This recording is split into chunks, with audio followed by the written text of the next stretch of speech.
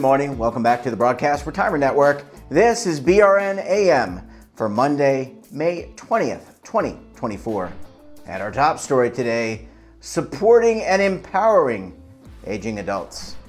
Joining me now to discuss this and a lot more, Seanyea Rains-Lewis is the Executive Director, I should say, for the Durham Center for Senior Life. Seanyea, it is so great to see you. Thanks so much for joining us on the program this morning. Thank you for having me. And I should say happy anniversary to the Durham Center for Senior Life. 75 years, Yes. That's a long time. What can you tell us about the Durham Center and what you all have accomplished over these past 75 years?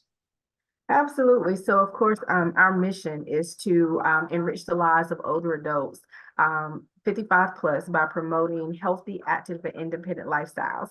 And the way we do that is by offering over 60 classes per week. Those are enrichment classes that include French courses, Bible study, crocheting, art classes, different levels of art classes. And we have a huge technology class. One of my favorite classes for technology to talk about is our smartphone class, because as you know, in order to stay connected, which we learned during the pandemic, in order to stay connected, you have to understand how to use the smartphone. Your lives are there, so you're able to FaceTime your loved ones, etc. And then we have our classes to keep you active. We have line dancing and Zumba, and all types of physical activity classes, Tai Chi, yoga. And then on the healthier side, we promote nutritious meals with our congregate meal program. And that is a program where you're able to have a meal with your friends or with other people so that you're not at home eating in a isolated environment. You can talk and develop friendships and more like a second family for many of our older adults. Yeah, and it sounds like obviously a lot has been accomplished. And when you look at the population of Durham, I can't imagine it's any different than North Carolina, the rest of North Carolina, or by that stretch, the rest of the United States. It's an aging population. There are so many of us over 55 now. Is that the case where you are in Durham? Absolutely, absolutely. The aging population is growing so much.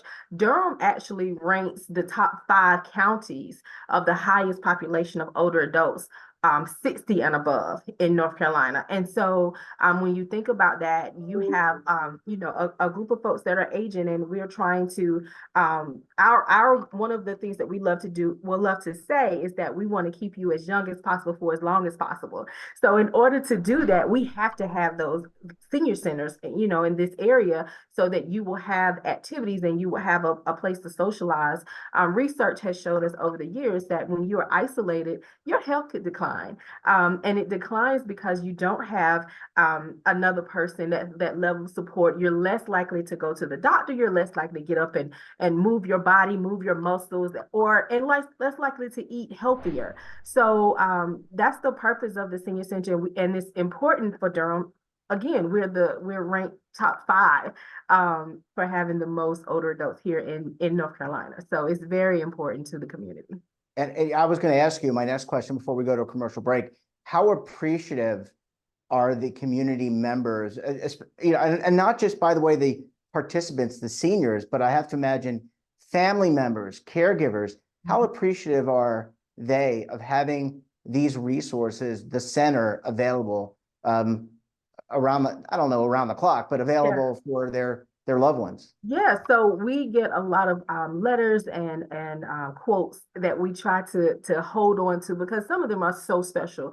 We started what we call a weekend respite program, and I will never forget one of the caregivers, which was the son of his mother. His mother was in the program, and he said, I hadn't been able to take a run on a Saturday morning in 5 years because he didn't have anywhere for his mother to go. So because we have our weekend respite on Saturdays, he was able to bring his mother somewhere where he thought she would be safe and able to go out and do what he needs to do. So we get feedback like that all the time. We did a video, and one of the young ladies said, this is my second home and my family away from my family because I don't have family here. And so just imagine the impact that we have. And it's a different feeling for each person because there are different needs. but we have a strong impact on many people in the community, and we hear about it often. And I love to hear those stories because that lets us know we're doing something right. Absolutely. And you want the constructive feedback to help you improve. Seanyea, I need to take a very quick break. When we come back, we're going to talk more about the Durham Center and aging. You're going to want to stay tuned right here on BRN AM.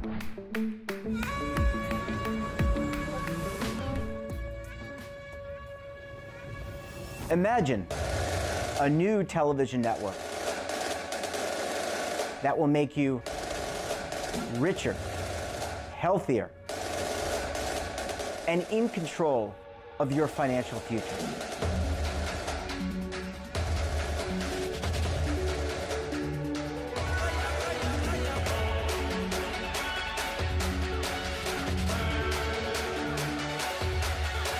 This network is for the policewoman in Nashville, Tennessee, the baker in Dubuque, Iowa, the teacher in Lexington, Kentucky. We want to make the idea of savings and retirement culturally relevant. But what do you see as a defining issue of the midterms, especially for the smaller businesses? I mean, they are the lifeblood of the American economy.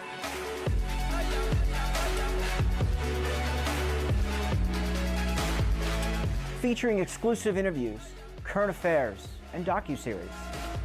33 years old, you retired early. The philosophy is money only matters if it helps you live a life that you love. But you got to start thinking about retirement as soon as you get in. The Broadcast Retirement Network will drive very high engagement with premium partnerships. So this isn't retirement and savings for your parents or grandparents. This is for all Americans. And we're going to change the way you think about money.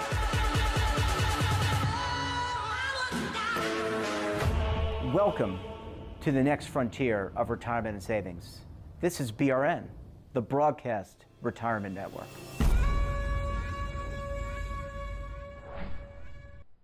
Welcome back. We're joined this morning by Seanyea Rains-Lewis, the Executive Director for the Durham Center for Senior Life. Seanyea, thank you so much for staying with us this morning. Thank you. Thank you. Yeah, it's a great discussion. And again, what I love about being able to talk to people like yourself is you get to hear it at the, and don't take offense to this, the grassroots, at the community level. And there's a lot of great people doing work. Let's talk about the caregiving. And from what I have been able to do, been able to understand in terms of reading, and it can be tough to get staff. It can be tough to get caregivers. How do you manage that? How do you attract workers to your workforce to help out the community? So one, you're right. It is very difficult. We are a nonprofit, let's just be honest. And so nonprofits don't always have the most benefit. We don't pay the most. We don't have those resources to do that. And so we have to establish something that other companies that may have the more income or revenue, we have to establish something different. And so we are a true work family. We work hard to support our staff. We have a dynamic group of CNAs and personal care centers in our adult day health section of the building. We have two sections. We have our senior center side, which is for more active seniors. They come and go as they please. And then we have our adult day health, and those are adults that need more care. They may not be able to be home alone, and you see a lot more dementia and that sort of thing on that side. And so that's where our CNAs and our personal care assistants are, that provides that that caregiving support throughout the day. And so we just try to really support them and encourage growth. And give them a work-life balance as well. And then we also support caregivers who work with their loved ones outside the home, where you may take care of your mother or whoever. We support them with resources as well as caregiver support groups. So we try to be a hub for all the needs, staff as well as the caregivers that support the older adults that we serve. Yeah, well, we certainly need more of that, especially around the country as people are aging. What you mentioned that you're a not-for-profit. Are there ways that people within either the Durham community or greater North Carolina outside of Durham can help out? And I was, the article in particular I was looking at talking about food donations. But how can people, other than volunteer, I guess the volunteerism and being a caregiver, how else can people help you? Absolutely. Whatever your talent may be or skill set you may have, we could use everything that you can think of. We could use someone to help us take care of our lawn, just so because that's an expense for us. It's very expensive to maintain that. We have a garden for our older adults to enjoy. We have lawn. We need grass cut regularly, leaves picked up, that sort of thing. We also address food insecurity. All of our participants are not income based or low income. However, there is a group that are, and so we could always use food donations or support with our food program. We have a shop and grab program where we transform one of our spaces into a grocery store at no charge to our participants. All of our program services are no charge to the participants, and so if we when we do that, we are addressing food insecurity. I don't know if you're aware, but there are many older adults that are choosing between purchasing food or purchasing their medication. And so if we are able to provide their food, then that gives them a little bit more flexibility in their day-to-day need. And then beyond that, of course, we always need donations. Donations are necessary for us. We have a great need. We are in a 40,000 square foot building almost.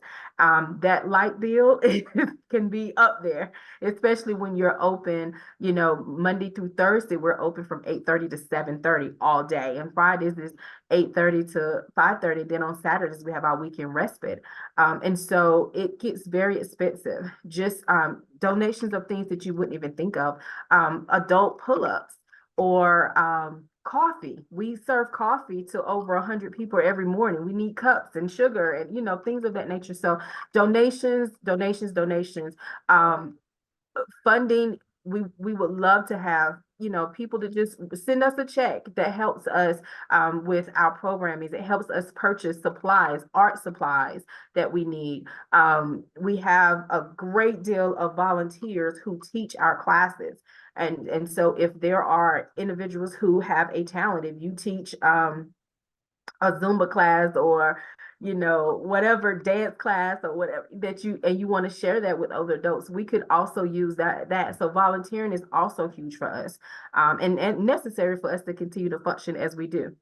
Yeah, and was my last question kind of I don't know, just from the outside, what can clearly it's an aging society both in Durham and around the US. What can policymakers do? You mentioned the funding, but this probably is a major issue for the state of North Carolina, not just the city of Durham. What can policymakers do both at the state, local, or not both, but the state, local, and federal level to help caregiving organizations like yours?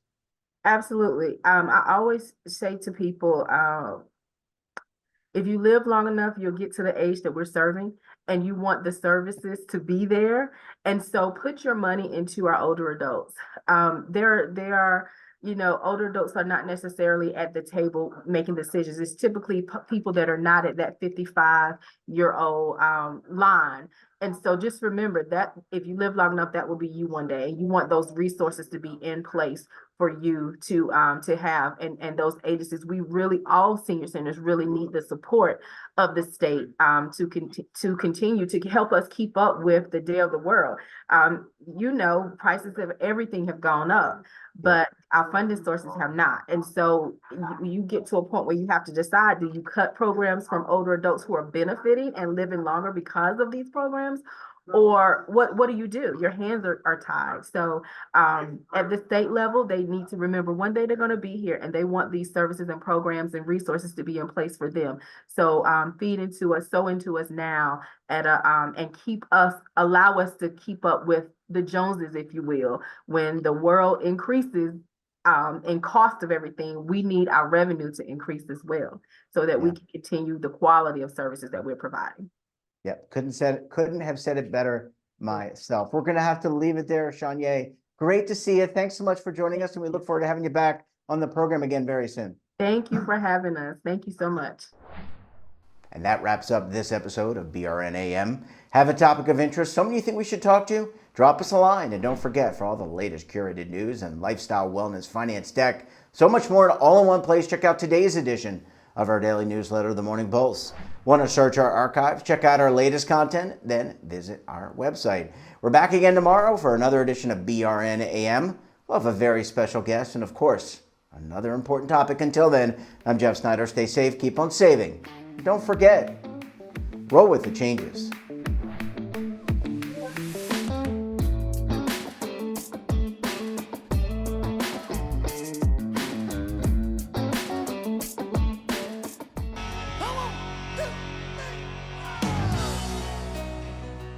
Now is your opportunity to co-create content around any topic on the First Lifestyle and Wellness Network. Reach a global audience through our platform and co-own exclusive branded content.